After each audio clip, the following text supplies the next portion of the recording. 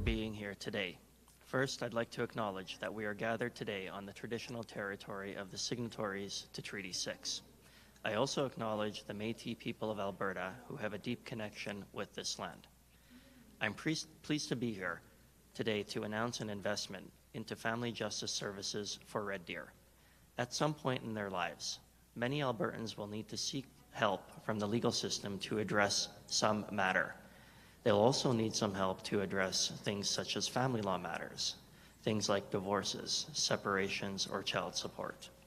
Negotiating these issues can be stressful and emotionally exhausting for Albertans. Adding to this stress is a complex legal process and a structure that can be difficult and intimidating to navigate. Alberta's government recognizes the struggles everyday citizens have had with the family justice system. We have heard their concerns and we are taking action to address them. To help make things easier for Albertans, we have worked closely with the Court of King's Bench of Alberta and the Alberta Court of Justice on developing a simplified, streamlined, and integrated approach to family justice.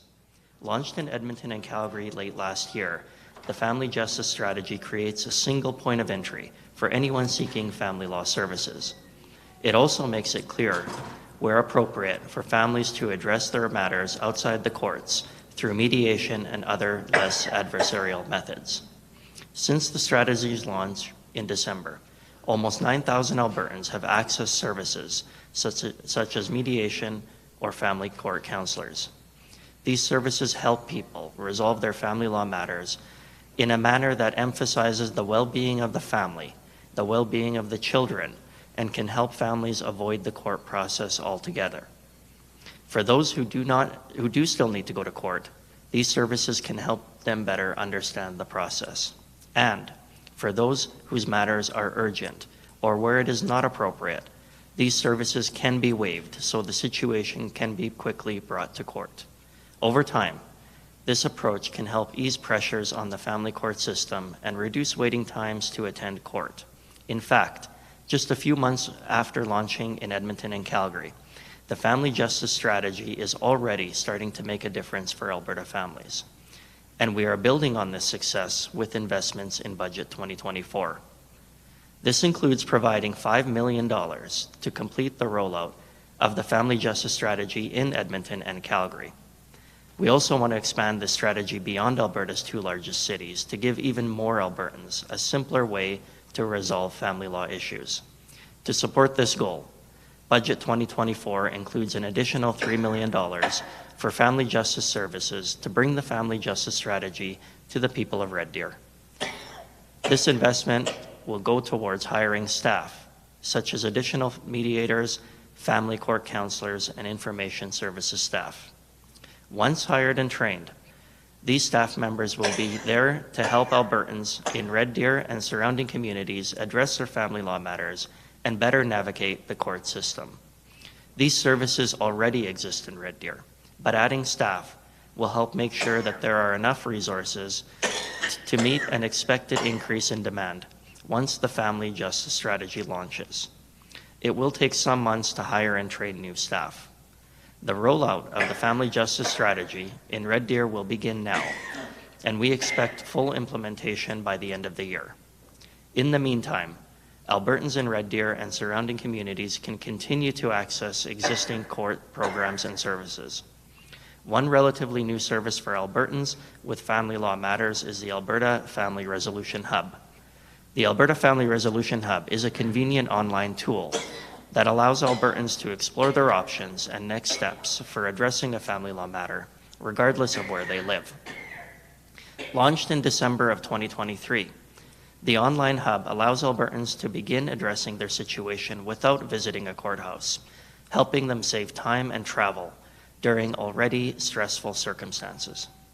The hub also helps raise awareness about the services available through the Family Justice Strategy by providing information on options for resolving disputes that don't involve going to court. And having this information available online frees time for court clerks and other staff, helping the justice system run more efficiently.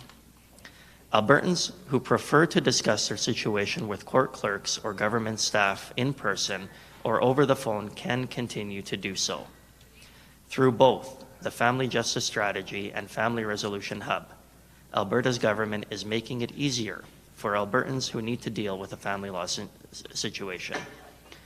Online information, dispute resolution programs that reduce conflict, and a more streamlined approach can all help people reach an agreement or solution in less time and with less stress.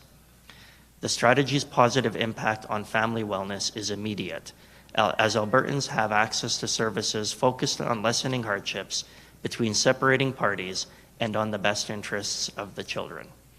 After launching the strategy late last year, government has moved quickly to expand it, and we remain committed to improving access and services for family justice system to support Albertans in resolving their family law matters. Thank you very much for the opportunity to address all of you. I would like now to invite Kyle Kawanami, President of the Canadian Bar Association Alberta chapter, to the podium. Thank you.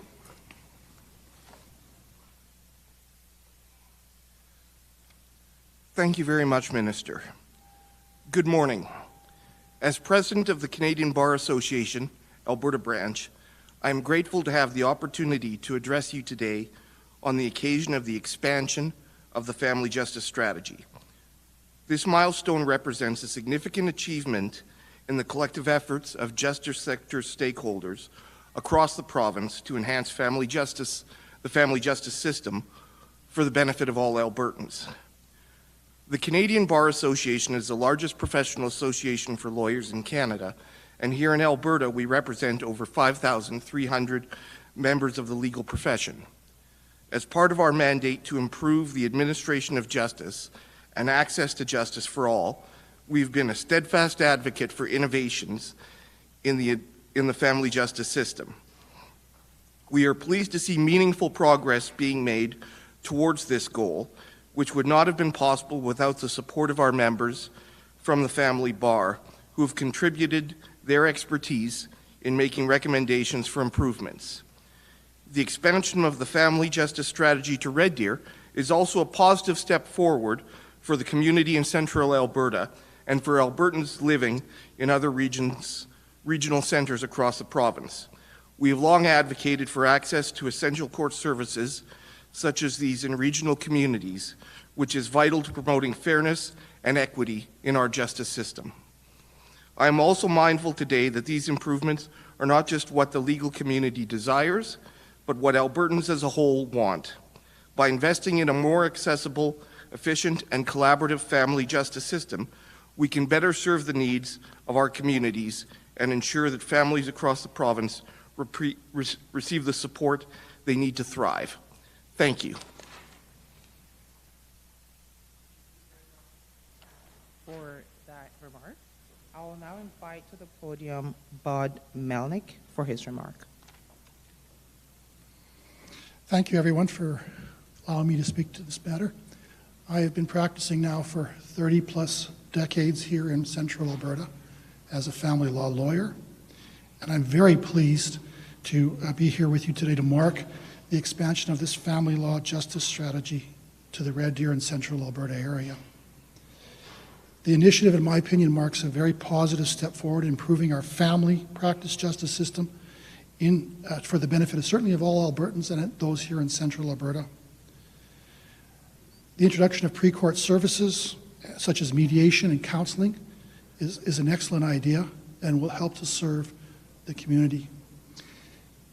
I have had the opportunity to see an increase over my time here of a significant number of self-represented parties coming to the court system, putting a lot of stress on our system, and I think that these types of programs, that anything that can help parties resolve things ahead of time, is an absolute positive step forward.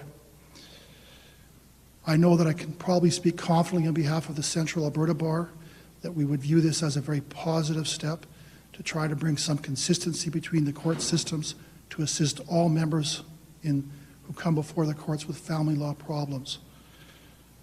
I hope that together with all the stakeholders, the continued improvement of our system will help benefit all parties, and I'm very grateful and thankful for this initiative from the government. Thank you very much. Thank you very much for that remark. And that concludes the formal portion of the media avail. We will now move over to question and answers from the media. You're invited to ask one question and one follow-up. I'll start with media in the room and then move over to the phone lines. Any questions? Okay. Operator, could you please put through the first caller on the line, please? Janet French, CBC. Good morning. I feel like I'm possibly missing something because who is this program targeted at? Is it people who just haven't hired a family lawyer? Because a lot of the actions you're describing are things your family lawyer would do for you. Thank you very much, Janet, for that question. It is targeted to all people who are looking for help in the family justice area. It will certainly be available to those who are self-represented, but it will also assist clients who have lawyers in getting some of the family resource help that they need. One of the things that's important to note here is that family law is often complex and is further, I think, heightened by the fact that emotions typically run very high. What we're trying to achieve here for all parties involved in family law matters is the opportunity and the ability to seek that sort of structured approach to getting help through informal and court alternative ways of looking for resolution to their family law matters. That'll include things like the mediation strategy or the family court counselors, which will help to provide an additional way for families to seek resolution in their matters without having to go to court. Do you have a follow-up, Janet? I do. I mean, getting before a judge in Edmonton right now for a family law matter is taking about a year. So what do you think that time should be? Like, what would mark success for you in terms of the time that somebody has to wait to get before that judge? Well, I think this is proof positive of some of the ways that we're bringing forward to help address some of those backlogs. We know that getting before a judge is important in many cases, but we also know, and I certainly would say this to you, one of the intangible benefits, I think, of getting family law matters resolved, or at least some of the contentious issues between parties involved in family matters, is getting them before some process, some procedure as quickly as possible. And we know that expanding the family justice strategy is a good way of doing that. Family law matters don't always have to be resolved before a judge. They can be resolved through mediation, through discussion with counsel, through family court counselors, and this is just another avenue that we're opening up for families to help deal with their complex issues without having to go to court. Getting before a judge or getting the matter resolved is of utmost importance to me, and it certainly is to all members of the bar and certainly everybody going through family law issues. But making sure that it's done so in a proper and safe and effective way is also important to me as well. Operator, could you please put through the next caller? Lorraine Carpenter, Radio Canada. Hello, can you hear me? We can. Okay, my first question would just maybe be clarification. So with that strategy, is counseling and mediation now mandatory for family law matters, like it's the case, let's say, in Saskatchewan? Do you have to go through a mediator before you can attempt to go through a judge? Laurie, the idea is that we do have all parties who are going through family law matters seek some form of mediation or other informal process to help alleviate some of the issues at the very early onset of a family law matter. What we're seeing is a tremendous uptake in some of the benefits that families who get involved in this type of process see. There has been, for example, a 36% increase in the number of matters resolved by Alberta Justice Dispute Resolution programs such as mediation as compared to the same time last year. And what this means is that when we get those matters resolved, or some of the matters in a family law file resolved through mediation or other resolution type services, it alleviates some of the burdens on the court system. And certainly, if we can take away, the goal here is just try to take away some of the contentious issues before they need to go to court, so that judges have the ability to handle those matters that ultimately do land in their courtrooms. Do you have a follow-up? Yeah, for sure. So I guess I would just like to know, like, is it mandatory? That's the part that I'm not sure, because if it is, what do you do in the case of, let's say, violence history or family violence? Some men or women might not be comfortable sitting in a mediation room, and the courtroom might be safer for them. So I'm just trying to understand, is the mediation mandatory before going to court, or is it a choice that family has to go through mediation before or not? So the idea is, for the vast majority of family law cases, that they will engage in some type of mediation or resolution services before advancing to that ultimate courtroom or trial. But I will say this: one of the most important things to take away from my remarks earlier today is that this family justice strategy will be required where appropriate. And we know that there are cases in urgent family matters. We know that there are certain types of scenarios where parties may feel unsafe, parties may need immediate resolution from a court or from a judge, and we certainly have an avenue for people to obtain an exemption in order to achieve those resolutions directly from a judge. So I will say that for the vast majority of cases where there are contentious issues, but the parties can certainly benefit from family court mediation services, that they will be required to do so. However, in certain cases, like the ones that you identified and many more, which would be inappropriate for these types of scenarios, then there is an avenue to seek a waiver and proceed directly to court before a judge. All right, thank you, everyone, and that concludes our news conference for today. Have a good day. Thank you very much.